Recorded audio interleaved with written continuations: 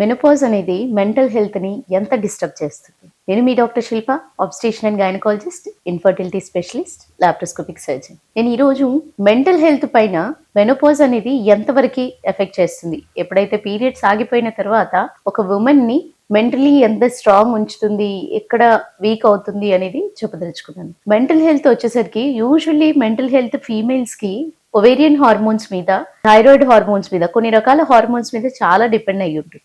Melatonin కానివ్వండి, thyroid కానివ్వండి, oestrogen, progesterone అనేది ఎప్పుడైతే హార్మోనల్ ఇంబ్యాలెన్స్ మొదలవుతుందో, ఎప్పుడైతే ఈస్ట్రోజన్ కంటెంట్ శరీరంలో తగ్గడం జరుగుతుందో, అంటే మెనోపాజ్ వచ్చినప్పుడు వాళ్ళల్లో మూడ్ స్వింగ్స్ అనేది ఎక్కువగా మొదలై సడన్ డిప్రెషన్ లోకి వెళ్ళిపోవడం కానీ, సడన్ గా సైలెంట్ అయిపోవడము, పాల్పిటేషన్స్ లాగా కానివ్వండి, మూడ్ స్వింగ్స్ రావడము, చిరాకు, కోపం, ఇవన్నీ కూడా మెంటల్ హెల్త్ ని డిస్టర్బ్ చేస్తాయి. సో ఈ మెంటల్ హెల్త్ ని మీరు ఓవర్కమ్ చేయాలి అనుకుంటే మెడిటేషన్ ద్వారా కానివ్వండి, కొన్ని యోగా కానీ, ఎక్సర్సైజెస్ కానివ్వండి, న్యాచురల్ వేలో ఫిజికల్లీ స్టెబిలైజ్ చేసుకోవడానికి అడాప్టేషన్ టైం పీరియడ్ లో ఏదైతే పెరి మెనోపాజల్ ఏజ్ గ్రూప్ నుంచి స్టార్ట్ చేసినట్టయితే ఈజీగా మెంటల్ హెల్త్ ని మీరు సెటిల్ చేసుకోగలుగుతారు.